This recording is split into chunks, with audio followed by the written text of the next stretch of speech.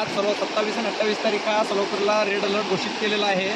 तरी काल रात्री झालेल्या मुसळधार पावसामुळे पूर्ण सिंगडगाव आणि सोलापूर रस्ता पूर्णपणे बंद आहे। तरी नागरिकांना विनंती आहे कोणी पण सोलापूरला जाऊ नये आणि प्रशासकीय अधिकारी कोणी पण इकडे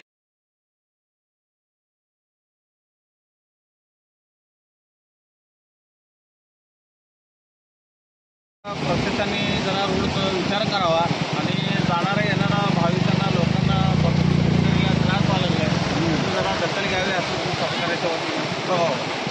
पलीकडे शेतकऱ्यांची शेती आहे, येण्या जाण्यासाठी तारेवरची कसरत करावी लागते थोडं लागतं ते पहा, तारेवरची कसरत करून लोक इकडे येत आहेत। असे 10 दिवस झाले चालू आहे पाऊस, तरी प्रशासनाने कुठली मदत वगैरे केली नाही आहे। मदत करून त्यांनी सहकार्य करावे।